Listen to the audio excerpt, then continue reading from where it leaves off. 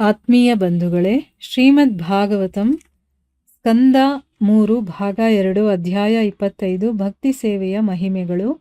ಇದರಿಂದ ನಾವು 9 ಮತ್ತು 10ನೇ ಶ್ಲೋಕವನ್ನು ತಿಳ್ಕೊಳ್ತಾ ಇದ್ವಿ. ಓದ ಭಾಗದಲ್ಲಿ ನಾವೇನು ತಿಳ್ಕೊಂಡ್ವಿ? ದೇವಹೂತಿ ಕಪಿಲ ಮುನಿಗಳಿಗೆ ಕೇಳ್ಕೊಳ್ತಾಳೆ, ನೀನು ಸಕಲ ಜೀವಿಗಳಿಗೂ ಮೂಲನಾಗಿರುವಂಥವನು, ಸರ್ವೋನ್ನತ ಪ್ರಭು ಮತ್ತೆ ದೇವೋತ್ತಮ ಪರಮಪುರುಷನಾಗಿದೆಯಾ. ವಿಶ್ವದ ಅಜ್ಞಾನದ ಕತ್ತಲೆಯನ್ನು ಚದುರಿಸೋದಕ್ಕೋಸ್ಕರನೇ, ಸೂರ್ಯನ ಕಿರಣಗಳನ್ನು ಹರಡೋದಕ್ಕೋಸ್ಕರ, ಪಸರಿಸೋದಕ್ಕೋಸ್ಕರ ನೀನು ಉದಯಿಸಿದೀಯಾ. ನನ್ನ ಮಹಾಮೋಹವನ್ನು ನೀನು ಹೋಗಲಾಡಿಸು, ದಯವಿಟ್ಟು ನನಗೆ ಅನುಗ್ರಹ ಮಾಡು.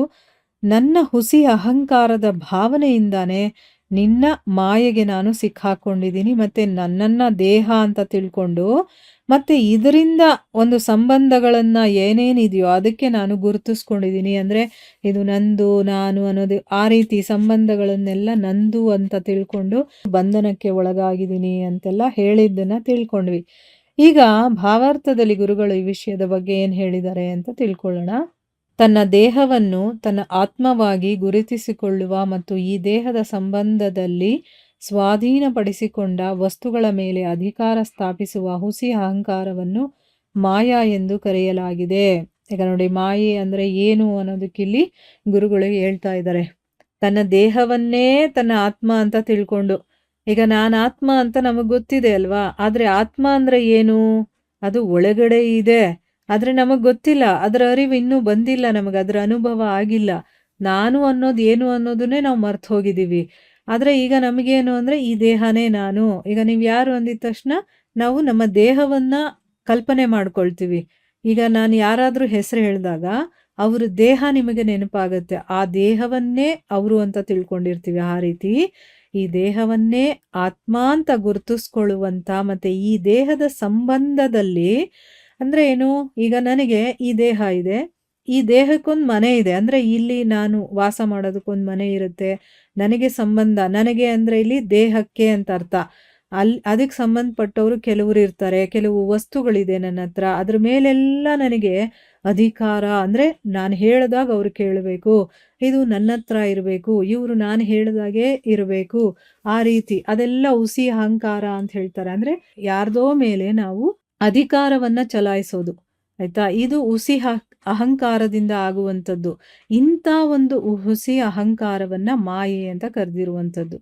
ಈಗ ನೋಡಿ, ನಾನು ಒಬ್ಬ ಹೆಂಗಸಾಗಿದ್ದರೆ ನನ್ನ ಮನೆಯಲ್ಲಿ ನನ್ನ ಗಂಡ ಆಗಿರ್ಬೋದು, ಮಕ್ಕಳಾಗಿರ್ಬೋದು, ಇನ್ನು ಯಾರ್ಯಾರಿದ್ದಾರೋ ಅವ್ರ ಮೇಲೆಲ್ಲ ನನ್ನ ಅಧಿಕಾರ ನಡಿಬೇಕು.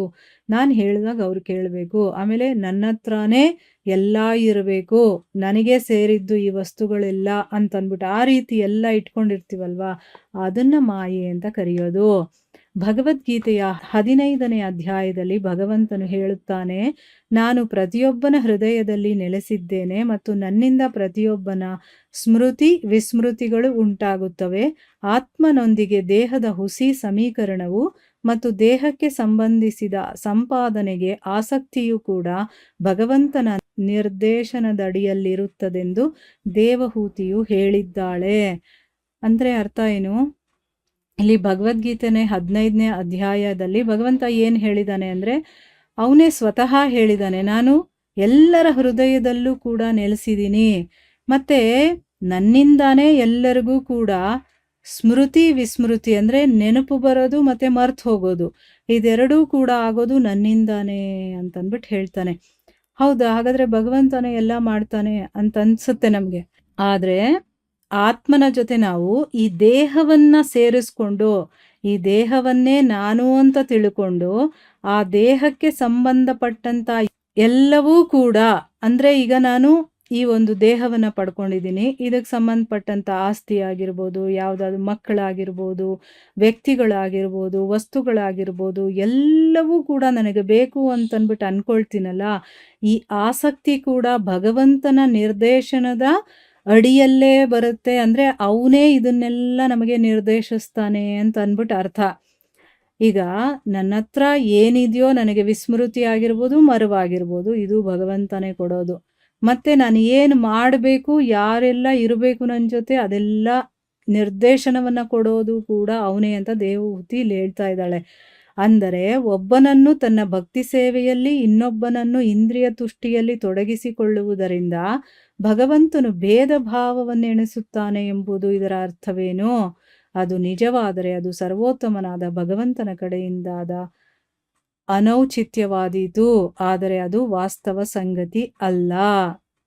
ಈಗ ಇಲ್ಲಿ ಎಲ್ಲವೂ ಭಗವಂತ ಹೇಳದಾಗೆ ನಡೆಯುತ್ತೆ ಅಂತಂದ್ಮೇಲೆ, ಈಗ ಒಬ್ಬ ಭಕ್ತಿ ಸೇವೆಯಲ್ಲಿರ್ತಾನೆ, ಇನ್ನೊಬ್ಬ ಇಂದ್ರಿಯಗಳ ತುಷ್ಟಿಯಲ್ಲಿ ಅಂದರೆ ಇಂದ್ರಿಯಗಳನ್ನ ಭೋಗಿಸೋದ್ರಲ್ಲಿ ಇರ್ತಾನೆ.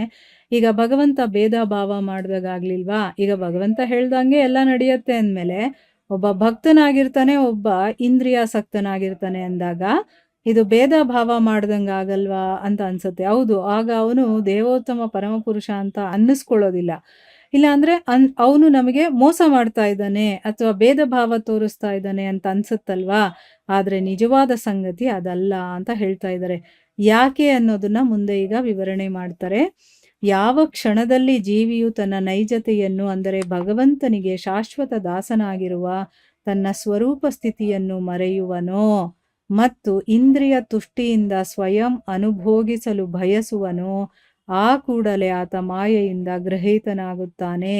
ಈ ಮಾಯಾಗ್ರಹಣವು ದೇಹದೊಂದಿಗೆ ಹುಸಿ ಸಮಕರಣದ ಪ್ರಜ್ಞೆ ಮತ್ತು ದೇಹದ ಒಡೆತನದ ಸಂಬಂಧವೇ ಆಗಿದೆ. ಇವು ಮಾಯೆಯ ಕ್ರಿಯೆಗಳಾಗಿವೆ. ನೋಡಿ, ಎಲ್ಲರೂ ಭಗವಂತನ ಭಕ್ತರೇನೆ, ಅವನ ಸೇವಕರು ನಾವೆಲ್ಲ, ನಮ್ಮ ಸ್ವರೂಪನೇ ಅದು. ಆದರೆ ನಾವು ಈ ಜಗತ್ತಿಗೆ ಬಂದಾಗ ಅದನ್ನ ಮರ್ತು ಹೋಗ್ಬಿಡ್ತೀವಿ. ಯಾಕೆ ಅಂದರೆ ಈ ಮಾಯಾ ಪ್ರಪಂಚ ಅಷ್ಟು ಚೆನ್ನಾಗಿ ನಮ್ಮನ್ನು ಆಕರ್ಷಣೆ ಮಾಡುತ್ತೆ, ನಾವು ಆಕರ್ಷಣೆಗೆ ಒಳಗಾಗ್ಬಿಡ್ತೀವಿ. ಆಗ ಭಗವಂತನ ಸೇವಕರು ಅನ್ನೋದನ್ನ ಮರೆತು ನಾನೇ ಇದಕ್ಕೆ ಒಡೆಯ ಅನ್ನುವಂಥ ಹುಸಿ ಭಾವನೆ ನಮ್ಮಲ್ಲಿ ಬರೋದಕ್ಕೆ ಶುರುವಾಗುತ್ತೆ. ಯಾವಾಗ ನಾವು ಭಗವಂತನ ಶಾಶ್ವತ ದಾಸರು ಅನ್ನುವಂಥ ನಮ್ಮ ಒಂದು ಸ್ವರೂಪ ಸ್ಥಿತಿ ಏನಿದೆಯೋ ಅದನ್ನ ಮರ್ತು ಹೋಗ್ತೀವೋ, ಮತ್ತೆ ಈ ಇಂದ್ರಿಯಗಳಿಂದ ಈ ಭೋಗವನ್ನೆಲ್ಲ ಭೋಗಿಸ್ಬೇಕು ಅನ್ನುವಂಥ ಮನಸ್ಸು ನಮಗೆ ಬಂದ್ಬಿಡುತ್ತೋ, ಆಗ ನಾವು ಮಾಯೆಗೆ ಒಳಗಾಗಿದ್ದೀವಿ ಅಂತ ಅರ್ಥ. ಅಲ್ಲಿಗೆ ಮಾಯೆ ನಮ್ಮನ್ನು ಹಿಡ್ಕೊಂಡ್ಲು ಅಂತ ಅರ್ಥ. ಆದರೆ ಕೆಲವರು ಇರ್ತಾರೆ, ಅವ್ರು ಈ ಜಗತ್ತಿಗೆ ಬಂದರೂ ಕೂಡ ಮಾಯೆಯಿಂದ ತಪ್ಪಿಸ್ಕೊಳ್ತಾರೆ. ಅಂದರೆ ಭಗವಂತನನ್ನ ಹಿಡ್ಕೊಂಡಿರ್ತಾರೆ, ಅವ್ರು ಯಾವತ್ತೂ ಅದನ್ನ ಮರೆಯೋದಿಲ್ಲ. ಈಗ ಬೇಕಾದಷ್ಟು ಮಹಾನ್ ವ್ಯಕ್ತಿಗಳಿರ್ತಾರೆ, ಮಹಾಗುರುಗಳು, ಸದ್ಗುರುಗಳಾಗಿರ್ತಾರೆ, ಜೀವನ್ಮುಕ್ತರು, ಆತ್ಮ ಸಾಕ್ಷಾತ್ಕಾರವಾಗಿರುವಂಥವ್ರು. ಇವರಿಗೆಲ್ಲ ಗೊತ್ತಿದೆ ನಾನು ಭಗವಂತನ ದಾಸ, ಈ ಮಾಯೆಗೆ ದಾಸನಲ್ಲ ಅಂತಂದ್ಬಿಟ್ಟು. ಆದ್ರಿಂದ ಅವರು ಶಾಶ್ವತವಾಗಿ ಭಗವಂತನ ದಾಸನಾಗಿರ್ತಾರೆ. ಅವ್ರು ಯಾವತ್ತೂ ಈ ಒಂದು ಪ್ರಪಂಚದಲ್ಲಿರುವಂಥ ಐಹಿಕ ವಸ್ತುಗಳಿಗೆ ಅಥವಾ ವ್ಯಕ್ತಿಗಳಿಗೆ ಅವರು ಒಳಗಾಗೋದಿಲ್ಲ, ಮಾಯೆಗೆ ಒಳಗಾಗೋದಿಲ್ಲ. ಸೊ ಯಾವಾಗ ಈ ಮಾಯೆ ನಮ್ಮ ಮೇಲೆ ಹಾವಿ ಆಗುತ್ತೋ, ಈ ದೇಹವನ್ನೇ ನಾನು ಅಂತ ತಿಳ್ಕೊಂಡು ಆ ದೇಹದ ಒಡೆತನದ ಸಂಬಂಧ ಇರುತ್ತಲ್ಲ, ಅಂದರೆ ಇದಕ್ಕೇನೇನೆಲ್ಲ ಸಂಬಂಧಪಟ್ಟಿದೆಯೋ ಅದೆಲ್ಲ ನಂದು ನಂದು ಅಂದ್ಕೊಳ್ಳೋದು. ಈ ರೀತಿ ನಮ್ಮಲ್ಲಿ ಆ ಒಂದು ಮನಸ್ಥಿತಿ ಈಗಿರೋದು. ನಾವು ಹಾಗೆ ಅಲ್ವಾ? ಈಗೀಗ ನಾವೇನೋ ತಿಳ್ಕೊಳ್ತಾ ಇದ್ದೀವಿ ಅಷ್ಟೇ, ತಿಳ್ಕೊಂಡಿದ್ದೀವಿ, ಇನ್ನೂ ನಾವು ಅದರಿಂದ ಹೊರಗಡೆ ಬಂದಿಲ್ಲ. ಸೊ ಮಾಯೆಯಿಂದ ಹೊರಗಡೆ ಬರೋದು ಅಷ್ಟು ಸಾಮಾನ್ಯವಾದ ವಿಷಯ ಅಲ್ಲ. ಅದರಿಂದ ಹೊರಗಡೆ ಬರಬೇಕು ಅಂತಂದರೆ ಭಗವಂತನನ್ನು ನಾವು ಸ್ಟ್ರಾಂಗ್ ಆಗಿ, ಅಂದರೆ ಅಷ್ಟೊಂದು ಅವನನ್ನು ಪ್ರೀತಿಸ್ಬೇಕು ಅಂದರೆ ನಮ್ಮ ಮನಸ್ಸು, ಬುದ್ಧಿ ಎಲ್ಲವೂ ಕೂಡ ಅವನಲ್ಲೇ ಇರಬೇಕು ಸದಾ.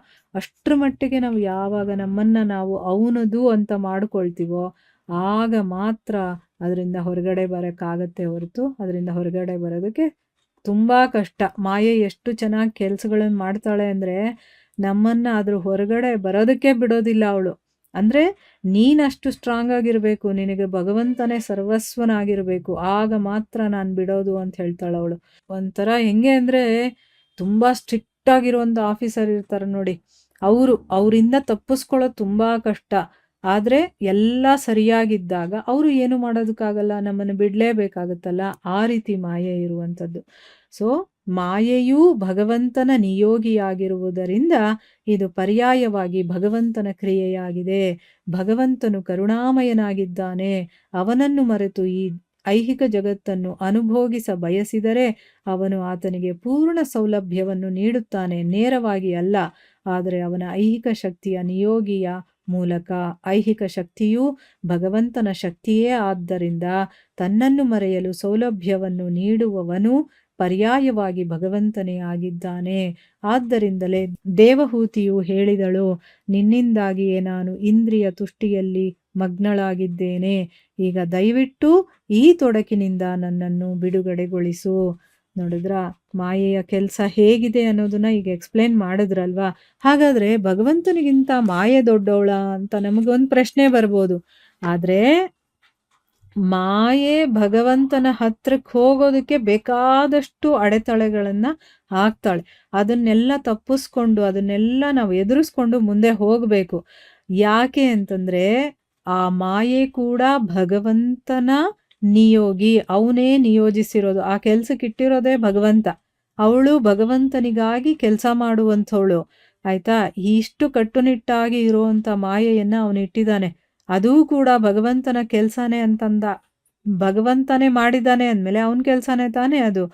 ಆದ್ರೂ ಭಗವಂತ ಎಷ್ಟು ಕರುಣಾಮಯಿ ಅಂತಂದ್ರೆ, ಈಗ ನಾವು ಅವನನ್ನು ಮರೆತು ಈ ಇಂದ್ರಿಯಗಳನ್ನೇ ನಾವೆಲ್ಲ ಭೋಗಿಸ್ಕೊಂಡು ಚೆನ್ನಾಗಿರೋಣಪ್ಪ. ಏನಾಗಿದೆ ಈ ಪ್ರಪಂಚಕ್ಕೆ? ನನ್ನ ಹತ್ರ ಕಾರ್ ಇದೆ, ಬಂಗ್ಲೆ ಇದೆ, ನನ್ನ ಹತ್ರ ಮಕ್ಕಳಿದ್ದಾರೆ, ಕಾಳುಗಳಿದ್ದಾರೆ, ಇದನ್ನ ಅನುಭವಿಸ್ಕೊಂಡಿರ್ಬೋದಲ್ಲ, ಎಷ್ಟು ಚೆನ್ನಾಗಿದೆ ಅಂತಂದ್ರೆ, ಹಾಗೆ ಇರುವಂತ ಅದಕ್ಕೂ ಕೂಡ ನಮ್ಗೆ ಎಲ್ಲ ರೀತಿಯ ಸೌಲಭ್ಯಗಳನ್ನು ಕೊಡ್ತಾನೆ. ನೇರವಾಗಿ ಕೊಡೋದಿಲ್ಲ, ಆದ್ರೆ ಅವನ ಐಹಿಕ ಶಕ್ತಿಯ ಒಬ್ಬ ನಿಯೋಗಿಯ ಮೂಲಕ ಇದನ್ನೆಲ್ಲ ಕೊಟ್ಟು ನಮಗೆ ಚೆನ್ನಾಗಿ ಇಟ್ಟಿರ್ತಾನೆ. ಆದ್ರೆ ಈ ಐಹಿಕ ಪ್ರಪಂಚದಲ್ಲಿ ಇದ್ಮೇಲೆ ಇದರದೇ ಆದಂತ ಕೆಲವೊಂದು ನಿಬಂಧನೆಗಳಿರುತ್ತೆ, ಮತ್ತೆ ರೂಲ್ಸ್ಗಳಿರುತ್ತೆ. ಆ ರೀತಿ ನಾವಿಲ್ಲಿರ್ಬೇಕು. ಎಷ್ಟೇ ನಿಮಗೆ ಆಸ್ತಿ ಪಾಸ್ತಿ ಆಳು ಕಾಳು ಏನಿದ್ರು ಕೂಡ ಈ ಶರೀರ ಸಿಕ್ಕದ ಮೇಲೆ ಇಲ್ಲಿ ರೋಗ ರುಜಿನ ನೋವು ನಲಿವು ಸುಖ ದುಃಖ ಇಂಥದೆಲ್ಲ ಬರುತ್ತೆ. ಅದನ್ನೆಲ್ಲ ನಾವು ಅನುಭವಿಸ್ಲೇಬೇಕು. ಆಯ್ತಾ? ಭಗವಂತನನ್ನ ಮರಿತೀವ, ಓಕೆ, ಅದಕ್ಕೂ ಅವನು ಕರುಣೆಯನ್ನ ತೋರಿಸ್ತಾನೆ. ಆಯ್ತು, ನಿನಗೇನು ಇಂದ್ರಿಯಗಳ ಮೂಲಕ ಈ ಜಗತ್ತನ್ನ ನೀವು ಉಪಭೋಗಿಸ್ಬೇಕು, ಅನುಭವಿಸ್ಬೇಕಲ್ವಾ, ಅದಕ್ಕೇನೇನ್ ಬೇಕೋ ಎಲ್ಲ ಫೆಸಿಲಿಟಿ ಕೂಡ ಮಾಡ್ಕೊಡ್ತಾನೆ. ಆದ್ರೆ ಅವನೇ ಮಾಡೋದಿಲ್ಲ, ಅವನ ಶಕ್ತಿಯ ಐಹಿಕ ಶಕ್ತಿ ಇದೆಯಲ್ಲ ಅದ್ರ ಮೂಲಕ ಮಾಡ್ಕೊಡ್ತಾನೆ. ಅಲ್ಲಿಗೆ ಐಹಿಕ ಶಕ್ತಿ ಕೂಡ ಭಗವಂತನದ್ದೇ ಅಲ್ವಾ. ಅಂದ್ರೆ ಇಲ್ಲಿ ಅರ್ಥ, ತನ್ನನ್ನ ಮರೆಯೋದಕ್ಕೆ ಸೌಲಭ್ಯವನ್ನ ಒದಗಿಸ್ಕೊಡೋನು ಪರ್ಯಾಯವಾಗಿ, ಅಂದ್ರೆ ಈಗ ನೇರವಾಗಿ ಮಾಡೋದಿಲ್ಲ, ಅದನ್ನ ಇಂಡೈರೆಕ್ಟ್ ಆಗಿ ಮಾಡೋದು, ಅದು ಕೂಡ ಭಗವಂತನೇ ಆಗಿದ್ದಾನೆ. ಅದಕ್ಕೋಸ್ಕರ ಇಲ್ಲಿ ಹೇಳ್ತಾ ಇರೋದು ದೇವಹೂತಿ, ನಿನ್ನಿಂದಾನೇ ನಾನು ಇಂದ್ರಿಯ ತುಷ್ಟಿಯಲ್ಲಿ ಮುಳುಗೋಗಿದ್ದೀನಿ. ಈಗ ದಯವಿಟ್ಟು ನನಗೆ ಅದರಿಂದ ಹೊರಗಡೆ ಬರೆಸು, ಅಥವಾ ಅದರಿಂದ ನನಗೆ ಬಿಡುಗಡೆ ಮಾಡು ಅಂತಂದ್ಬಿಟ್ಟು ಇಲ್ಲಿ ಕೇಳ್ಕೊಳ್ತಾ ಇದ್ದಾಳೆ. ಈಗ ಡೈರೆಕ್ಟ್ ಆಗಿ ಆಗಿರ್ಬೋದು, ಇಂಡೈರೆಕ್ಟ್ ಆಗಿ ಆಗಿರ್ಬೋದು. ನಾವು ಒಬ್ಬ ಭಕ್ತರಾಗಿರೋದಕ್ಕೂ ಮತ್ತೆ ಒಬ್ಬ ಈ ಐಹಿಕ ಭೋಗಿ ಆಗಿರೋದಕ್ಕೂ ಕೂಡ ಅಲ್ಲಿ ಏನು ನಮಗೆ ಸಿಗ್ತಾ ಇದೆಯೋ, ನಾವು ಹೇಗೆ ನಡ್ಕೊಳ್ತಾ ಇದೀವೋ ಅದಕ್ಕೆಲ್ಲವೂ ಕೂಡ ಭಗವಂತನೇ ಕಾರಣ ಅನ್ನೋದು ಗೊತ್ತಾಯ್ತಲ್ವ ನಮ್ಗೀಗ. ಇದು ನಮಗೆಲ್ಲ ಚೆನ್ನಾಗಿ ಅರ್ಥ ಆಗ್ಬೇಕು. ಇದು ಇನ್ನೂ ಚೆನ್ನಾಗಿ ಅರ್ಥ ಆಗ್ಬೇಕು ಅಂದ್ರೆ ಭಗವದ್ಗೀತೆಯನ್ನ ನಾವು ಚೆನ್ನಾಗಿ ಓದಿ ಅರ್ಥ ಮಾಡ್ಕೋಬೇಕು. ಅದರ ಒಂದು ತತ್ವ ಇರುತ್ತಲ್ಲ, ಅದನ್ನ ಅರ್ಥ ಮಾಡ್ಕೋಬೇಕು. ಬರೀ ನಾವು ಶ್ಲೋಕಗಳನ್ನ ಹೇಳೋದು ಅದು ಒಳ್ಳೇದೇನೆ, ಇಲ್ಲ ಅಂತಲ್ಲ. ಆದ್ರೆ ಅರ್ಥ ಸಹಿತ ಅರ್ಥ ತಿಳ್ಕೊಂಡು ನಾವು ಪಠನೆ ಮಾಡೋದಕ್ಕೂ ಅರ್ಥ ಇಲ್ಲದೆ ಪಠನೆ ಮಾಡೋದಕ್ಕೂ ತುಂಬಾ ವ್ಯತ್ಯಾಸ ಇದೆ. ಅದರಲ್ಲಿರುವಂಥ ತತ್ವಗಳನ್ನ ನಾವು ಚೆನ್ನಾಗಿ ಅರ್ಥ ಮಾಡ್ಕೊಂಡ್ವಿ ಅಂದ್ರೆ ಈ ಭೌತಿಕ ಪ್ರಪಂಚದ ಒಂದು ಜಂಜಾಟದಿಂದ ನಾವು ಹೊರಗಡೆ ಬರೋದಕ್ಕೆ ಸಾಧ್ಯ ಆಗುತ್ತೆ. ಭಗವಂತನ ಅನುಗ್ರಹದಿಂದ ಈ ಐಹಿಕ ಜಗತ್ತನ್ನು ಅನುಭೋಗಿಸಲು ಎಲ್ಲರಿಗೂ ಅನುವು ಮಾಡಿಕೊಡಲಾಗಿದೆ. ಆದರೆ ಐಹಿಕ ಅನುಭೋಗದಿಂದ ಜುಗುಪ್ಸಿತರಾದಾಗ ಮತ್ತು ಆಶಾಭಗ್ನರಾದಾಗ ಭಗವಂತನ ಪಾದಕಮಲಗಳಲ್ಲಿ ಪ್ರಾಮಾಣಿಕವಾಗಿ ಶರಣಾದಲ್ಲಿ ತೊಡಕಿನಿಂದ ಪಾರು ಮಾಡುವಷ್ಟು ಆ ಭಗವಂತನು ದಯಾಮಯನಾಗಿದ್ದಾನೆ. ಆದ್ದರಿಂದ ಕೃಷ್ಣನು ಭಗವದ್ಗೀತೆಯಲ್ಲಿ ಹೇಳುತ್ತಾನೆ, ಎಲ್ಲಕ್ಕೂ ಮೊದಲು ಶರಣಾಗು, ಆಗ ನಿನ್ನ ನಿರ್ವಹಣೆಯನ್ನು ನಾನೇ ವಹಿಸಿಕೊಳ್ಳುವೆನು ಮತ್ತು ಎಲ್ಲಾ ಪಾಪ ಪುಣ್ಯ ಕ್ರಿಯೆಗಳ ಪ್ರತಿಕ್ರಿಯೆಗಳಿಂದ ನಿನ್ನನ್ನು ಮುಕ್ತಗೊಳಿಸುವೆನು. ನೋಡಿ, ಇಲ್ಲಿ ಭಗವಂತ ಎಷ್ಟು ಕರುಣಾಮಯಿ ಅಂದ್ರೆ, ನಿನಗೆ ಭೋಗಿಸ್ಬೇಕಾ, ಅದಕ್ಕೂ ಅವನು ಎಲ್ಲ ಅನುಕೂಲ ಮಾಡ್ಕೊಡ್ತಾನೆ. ಆಯ್ತು, ಭೋಗಿಸಿ ನಮಗೆ ಏನೂ ಇಲ್ಲ ಇದರಲ್ಲಿ, ಜುಗುಪ್ಸೆ ಬಂದ್ಬಿಡತ್ತೆ ಅಂತ ಇಟ್ಕೊಳ್ಳಿ, ನಮ್ಗೇನೂ ಇಲ್ಲಪ್ಪ ಇದರಲ್ಲಿ ಅನ್ಸೋ ಒಂದು ಪರಿಸ್ಥಿತಿ ಬಂದಾಗ ನಾವೇನ್ ಮಾಡ್ತೀವಿ, ಓ ಇದರಲ್ಲಿ ಏನೂ ಇಲ್ಲ, ಭಗವಂತನಿಗೆ ನಾನು ಶರಣಾಗಬೇಕು, ಅಲ್ಲೇನಾದ್ರೂ ಆಗ್ಬೋದೇನೋ ಅಂತ ನಾವು ನಿಜವಾಗ್ಲೂ ಪ್ರಾಮಾಣಿಕವಾಗಿ ನಮ್ಮ ಮನಸ್ಸಿನಿಂದ ಭಗವಂತನ ಪಾದಕಮಲಗಳಿಗೆ ಶರಣಾಗಿದ್ದೇ ಆದ್ರೆ ಆಗ ಅದರಿಂದ ಹೊರಗಡೆ ಪಾರು ಮಾಡುವಷ್ಟು ಕೂಡ ದಯಾಮಯನಾಗಿದ್ದಾನೆ ಭಗವಂತ. ಅದರಿಂದಾನೇ ಕೃಷ್ಣ ಭಗವದ್ಗೀತೆಯಲ್ಲಿ ಹೇಳ್ತಾನಲ್ಲ, ಸರ್ವಧರ್ಮಾನ್ ಪರಿತ್ಯಜ್ಯ ಮಾಮೇಕಂ ಶರಣಂ ವಜ ಅಂತ ಹೇಳ್ತಾನೆ. ಅಂದ್ರೆ ಏನು, ಎಲ್ಲವನ್ನ ಬಿಡು, ನೀನು ಮೊದಲು ನನಗೆ ಶರಣಾಗತಿ ಆಗು. ಆಗ ಏನ್ ಮಾಡ್ತೀನಿ, ನಿನ್ನ ಜವಾಬ್ದಾರಿ ನಂದು, ನಾನು ನಿನ್ನನ್ನು ನೋಡ್ಕೊಳ್ತೀನಿ. ಬರೀ ನಿನ್ನನ್ನು ನೋಡ್ಕೊಳ್ಳೋದಲ್ಲ, ನಿನಗಿಷ್ಟೂ ಜನ್ಮಗಳಿಂದ ಏನೆಲ್ಲ ಪಾಪ ಪುಣ್ಯಗಳ ಪ್ರತಿಕ್ರಿಯೆಗಳಿದೆಯೋ ಅದರಿಂದನೂ ಕೂಡ ನಾನು ನಿನ್ನನ್ನು ಮುಕ್ತಗೊಳಿಸ್ಬಿಡ್ತೀನಿ. ಅಂದರೆ ಅಲ್ಲಿ ಇನ್ನೇನು ಉಳಿಬಾರ್ದು ನಿನಗೆ, ಆ ರೀತಿ ನಾನು ಮಾಡ್ತೀನಿ ಅಂತಂದ್ಬಿಟ್ಟು ಹೇಳ್ತಾನೆ. ಭಗವಂತನೊಂದಿಗಿರುವ ನಮ್ಮ ಸಂಬಂಧದ ಪೂರ್ಣ ವಿಸ್ಮೃತಿಯಲ್ಲಿ ಆಚರಿಸಲಾದ ಕ್ರಿಯೆಗಳೇ ಪಾಪಪೂರ್ಣ ಕ್ರಿಯೆಗಳಾಗಿವೆ. ಈ ಐಹಿಕ ಜಗತ್ತಿನಲ್ಲಿ ಐಹಿಕ ಅನುಭೋಗಕ್ಕಾಗಿ ಎಸಗಿದ ಕ್ರಿಯೆಗಳು ಅವು ಪುಣ್ಯಕರ್ಮಗಳೇ ಆಗಿದ್ದರೂ ಪಾಪಪೂರ್ಣವೇ ಆಗಿವೆ.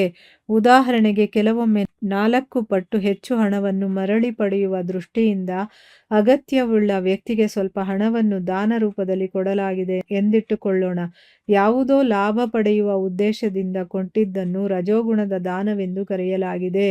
ಇಲ್ಲಿ ಮಾಡಿದ್ದೆಲ್ಲವೂ ಐಹಿಕ ಗುಣದಿಂದ ಮಾಡಿದ್ದಾಗಿದೆ. ಆದ್ದರಿಂದಲೇ ಭಗವಂತನ ಸೇವೆಯೊಂದನ್ನುಳಿದು ಬೇರೆ ಎಲ್ಲ ಕ್ರಿಯೆಗಳು ಪಾಪಪೂರ್ಣವೇ ಆಗಿವೆ.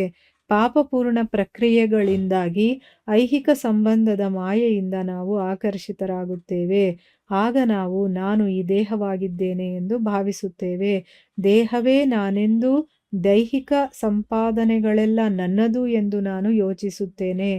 ಹುಸಿ ಸಮೀಕರಣ ಮತ್ತು ಹುಸಿ ಸಂಪಾದನೆಗಳ ತೊಡಕಿನಿಂದ ತನ್ನನ್ನು ಮುಕ್ತಗೊಳಿಸಲು ದೇವಹೂತಿಯು ಭಗವಾನ್ ಕಪಿಲನನ್ನು ವಿನಂತಿಸಿಕೊಂಡಳು.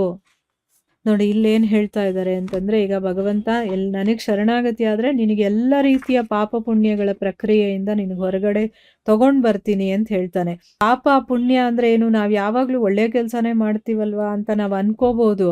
ಆದರೆ ನಾವು ಭಗವಂತನನ್ನು ಮರೆತು ಮಾಡ್ತೀವಲ್ವ ಕೆಲಸಗಳನ್ನು, ಅದೆಲ್ಲವೂ ಪಾಪಕ್ರಿಯೆಗಳೇ ಅಂತ ಹೇಳ್ತಾ ಇದ್ದಾರೆ. ಭಗವಂತ ಇಲ್ಲದೆ ಏನೇ ಕೆಲಸ ಮಾಡಿದ್ರು, ನೀವೆಂಥ ಒಳ್ಳೆಯ ಕೆಲಸ ಮಾಡಿದ್ರು ಕೂಡ ಅದು ಪಾಪಕ್ರಿಯೆನೇ ಅಂತ ಹೇಳ್ತಾ ಇದ್ದಾರೆ. ಈ ಐಹಿಕ ಜಗತ್ತಲ್ಲಿ ಐಹಿಕ ಅನುಭೋಗಕ್ಕಾಗಿ ಏನೇನೆಲ್ಲ ಕೆಲಸಗಳನ್ನು ಮಾಡ್ತೀವೋ ಅದು ಪುಣ್ಯಕರ್ಮ ಆಗಿದ್ರೂ ಕೂಡ ಅದನ್ನು ಪಾಪ ಅಂತಾನೆ ಹೇಳ್ತಾರೆ. ಏನು ಉದಾಹರಣೆ ಅಂತಂದರೆ, ಈಗ ಕೆಲವೊಂದು ಸರಿ ಇನ್ನೂ ನಾನು ಹೆಚ್ಚು ಹಣವನ್ನು ಪಡಿಬೇಕು ಅನ್ನೋ ಆಸೆಯಿಂದ ಯಾರಿಗೋ ಒಬ್ರಿಗೆ ದಾನ ಮಾಡಿದ್ರೆ ನನಗಿನ್ನೂ ಜಾಸ್ತಿ ಹಣ ಸಿಗತ್ತೆ ಅನ್ನುವಂಥ ಮನಸ್ಥಿತಿ ಇಟ್ಕೊಂಡು, ಅಲ್ಲಿ ಭಗವಂತ ಇಲ್ಲ ಅವರಿಗೆ. ನಾನು ಒಳ್ಳೆ ಕೆಲಸ ಮಾಡಿದ್ರೆ ನನಗೆ ಇನ್ನೂ ಒಂದು ದುಪ್ಪಟ್ಟು ಸಿಗುತ್ತೆ ಅನ್ನುವಂಥ ಉದ್ದೇಶವನ್ನು ಇಟ್ಕೊಂಡು, ಅಂದರೆ ಯಾವುದೋ ಒಂದು ಲಾಭವನ್ನು ಪಡೆಯುವ ಉದ್ದೇಶ ಅದರಲ್ಲಿ ಇದ್ಕೊಂಡು ನಾವು ಮಾಡಿದಾಗ ಅದು ರಜೋಗುಣದ ದಾನ ಅಂತ ಅನ್ನಿಸ್ಕೊಳ್ಳುತ್ತೆ. ಅಂದರೆ ಇಲ್ಲಿ ಐಹಿಕ ಗುಣದಿಂದ ಮಾಡಿದ್ದು ಅಲ್ವಾ. ಈ 3 ಗುಣಗಳು ಇದ್ರೂ, ಸಾತ್ವಿಕದಲ್ಲಿ ದಾನ ಮಾಡಿದ್ರು ಅದಕ್ಕೂ ಒಂದು ಅಲ್ಲಿ ಭಗವಂತ ಇಲ್ಲ ಅಂತಂದರೆ ಅದು ಕೂಡ ಒಂದು ಐಹಿಕ ಗುಣದಿಂದ ಮಾಡಿದ್ದೆ, ಅದು ಕೂಡ ಪಾಪಕಾರ್ಯ ಅಂತಾನೆ ಅನ್ನಿಸ್ಕೊಳ್ಳುತ್ತೆ. ಅದರಿಂದನೇ ಭಗವಂತನ ಸೇವೆಯನ್ನು ಬಿಟ್ಟು ಬೇರೆ ಎಲ್ಲ ರೀತಿಯ ಕ್ರಿಯೆಗಳೂ ಕೂಡ ಪಾಪಪೂರ್ಣನೇ.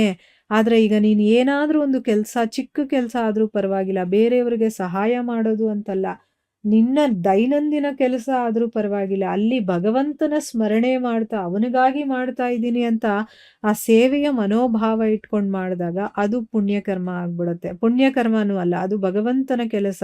ಅಲ್ಲಿ ಪಾಪ ಪುಣ್ಯ ಅನ್ನುವಂಥ ಒಂದು ಹೆಸರೇ ಬರೋದಿಲ್ಲ. ಸೊ ಪಾಪಪೂರ್ಣ ಕ್ರಿಯೆಗಳಿಂದಾಗಿ ನಾವೇನು ಮಾಡ್ತೀವಿ, ಐಹಿಕ ಸಂಬಂಧದ ಮಾಯೆಯಿಂದ ಇನ್ನೂ ಜಾಸ್ತಿ ಆಕರ್ಷಿತರಾಗ್ತಾ ಹೋಗ್ತೀವಿ. ಆವಾಗ ನನಗೇನು ಅನ್ಸುತ್ತೆ, ನಾನು ಈ ದೇಹ ಅಂತ ಭಾವಿಸ್ಕೊಳ್ಳೋದಕ್ಕೆ ಶುರು ಮಾಡ್ತೀನಿ. ದೇಹನೇ ನಾನು, ಈ ದೈಹಿಕವಾಗಿ ನಾನು ಏನೇನೆಲ್ಲ ಪಡ್ಕೊಂಡಿದ್ದೀನೋ ಅದೆಲ್ಲ ನಂದು ಅಂತ ಯೋಚನೆ ಬರೋದಕ್ಕೆ ಶುರುವಾಗುತ್ತೆ. ಈ ರೀತಿ ನಾವು ಹುಸಿ ಸಮೀಕರಣ, ಅಂದರೆ ನಾನು ನನ್ನನ್ನು ಬೇರೆ ಏನೋ ಅಂತ ತಿಳ್ಕೊಂಡು ಅದಕ್ಕೆ ನಾನು ಸೇರಿಸ್ಕೊಳ್ತಾ ಹೋಗೋದು, ಮತ್ತು ಅದರಿಂದ ನಾನು ಏನು ಸಂಪಾದನೆ ಮಾಡ್ತೀನೋ ಅದರಿಂದ ಇದೆಲ್ಲ ಆಗೋದು. ಸೊ ಅದಕ್ಕೋಸ್ಕರ ಇಲ್ಲಿ ಹೇಳ್ತಾ ಇದ್ದಾಳೆ, ನನಗೆ ಈ ಒಂದು ತೊಡಕಿನಿಂದ, ಅಂದರೆ ಹುಸಿಯಾಗಿ ನಾನು ಇದನ್ನೆಲ್ಲ ನಾನು ಅಂತ ತಿಳ್ಕೊಂಡು ಸಮೀಕರಣ ಮಾಡ್ಕೋತಾ ಇದ್ದೀನಿ, ಮತ್ತು ಹುಸಿ ಸಂಪಾದನೆಗಳನ್ನೆಲ್ಲ ಮಾಡಿದ್ದೀನಲ್ಲ, ಈ ಒಂದು ತೊಡಕಿನಿಂದ ನನ್ನನ್ನು ಮುಕ್ತಗೊಳಿಸು ಅಂತಂದ್ಬಿಟ್ಟು ದೇವಹೂತಿ ಭಗವಂತ ಕಪಿಲನನ್ನು ವಿನಂತಿ ಮಾಡ್ಕೊಳ್ತಾ ಇದ್ದಾಳೆ. ಸೊ ನಾವೆಲ್ಲರೂ ಇದೇ ಸ್ಟೇಜಲ್ಲಿ ಇದ್ದೀವಿ. ಅಂದರೆ ಅವಳು ಆಲ್ರೆಡಿ ಆತ್ಮಜ್ಞಾನವನ್ನು ಪಡ್ಕೊಂಡಿರುವಂಥವಳು. ಯಾಕಂದರೆ ಅವಳಿಗೆ ಗೊತ್ತಿದೆ ನಾನೇನು ತಪ್ಪು ಮಾಡ್ತಾ ಇದ್ದೀನಿ, ನಾನು ಈ ದೇಹ ಅಲ್ಲ, ನಾನು ಆತ್ಮ, ಆದರೂ ನಾನು ಹಿಂಗೆ ಅಂದ್ಕೊಂಡಿದ್ದೀನಿ ಅಂತ. ಆದರೆ ಇದು ಇಂಡೈರೆಕ್ಟಾಗಿ ನಮ್ಮ ಬದಲಿಗೆ ಅವಳು ಪ್ರಶ್ನೆ ಮಾಡ್ತಾ ಇರೋದು ಅಂತ ತಿಳ್ಕೋಬೇಕು. ಯಾಕೆ ಅಂದರೆ ಭಗವಂತನೇ ಅವನು ಅನ್ನುವಷ್ಟು ತಿಳುವಳಿಕೆ ಅವಳಿಗಿದೆ ಅಂತಂದರೆ, ನೋಡೋದಕ್ಕೆ ಆಗ್ತಾ ಇದೆ ಮತ್ತು ಅದನ್ನೆಲ್ಲ ನೆನ್ಪಿಟ್ಕೊಂಡಿದ್ದಾಳೆ ಅಂತಂದರೆ, ನಿಜವಾಗ್ಲೂ ಅವಳು ನಮ್ಮ ಹಾಗೆ ಅಜ್ಞಾನಳು ಅಲ್ಲ. ನಮಗಾಗಿ ಅವಳು ಪ್ರಶ್ನೆಗಳನ್ನು ಕೇಳ್ತಾ ಇದ್ದಾಳೆ ಅಂತಲೇ ನಾವು ಅರ್ಥ ಮಾಡ್ಕೋಬೇಕಾಯ್ತಾ. ಈಗ ನಾವು ಈ ಸ್ಟೇಜಲ್ಲಿದ್ದೀವಿ ಅಲ್ವಾ, ನಾವು ನಮ್ಮನ್ನು ನಾವು ದೇಹ ಅಂದ್ಕೊಂಡು ಈ ದೇಹಕ್ಕೆ ಸಂಬಂಧಪಟ್ಟವರ ಸೇವೆಯೆಲ್ಲ ಮಾಡಿಕೊಂಡು ಅದೇ ನನ್ನ ಸರ್ವಸ್ವ ಅಂದ್ಕೊಂಡು ಆ ಬಂಧನದಲ್ಲೇ ಸಿಕ್ಕಾಕೊಳ್ತಾ ಇದ್ದೀವಿ. ಆದರೆ ಅದರಿಂದ ಹೊರಗಡೆ ಬರಬೇಕು ಅಂದರೆ ಮೊದಲು ನಾನು ಈ ದೇಹ ಅಲ್ಲ ಆತ್ಮ ಅಂತ ತಿಳ್ಕೋಬೇಕು. ಸೊ ಆತ್ಮಕ್ಕೆ ಸಂಬಂಧಪಟ್ಟಿದ್ದೇನಿದೆ ಭಗವಂತ, ಅವನ ಸೇವೆ ಮಾಡಬೇಕೇ ಹೊರತು ಈ ದೇಹಕ್ಕೆ ಸಂಬಂಧಪಟ್ಟವರ ಸೇವೆಯನ್ನು ಮಾಡ್ತಾ ನಾವು ನಮ್ಮನ್ನು ನಾವು ಇನ್ನೊಂದಷ್ಟು ಬಂಧನದಲ್ಲಿ ಸಿಕ್ಕಾಕಿಸ್ಕೊಳ್ಬಾರ್ದು. ಆಲ್ರೆಡಿ ಸಿಕ್ಕಾಕೊಂಡಿದ್ದೀವಲ್ವಾ, ಅದರಿಂದ ಹೊರಗಡೆ ಬರೋದು ಹೇಗೆ ಅಂತಂದ್ಬಿಟ್ಟು ಇಲ್ಲಿ ಪ್ರಶ್ನೆ ಮಾಡ್ತಾ ಇದ್ದಾಳಲ್ಲ, ಅದಕ್ಕೆ ಉತ್ತರ ಸಿಕ್ಕಿದಾಗ ನಮಗದು ಗೊತ್ತಾಗತ್ತೆ ಏನು ಮಾಡಬೇಕು ನಾವು ಅಂತಂದ್ಬಿಟ್ಟು. ಮುಂದುವರೆದು ದೇವಹೂತಿ ಏನು ಪ್ರಶ್ನೆಗಳನ್ನು ಕೇಳ್ತಾಳೆ ಅನ್ನೋದನ್ನು ನಾವು ಮುಂದಿನ ಭಾಗದಲ್ಲಿ ತಿಳ್ಕೊಳ್ಳೋಣ. ಹರೇ ಕೃಷ್ಣ.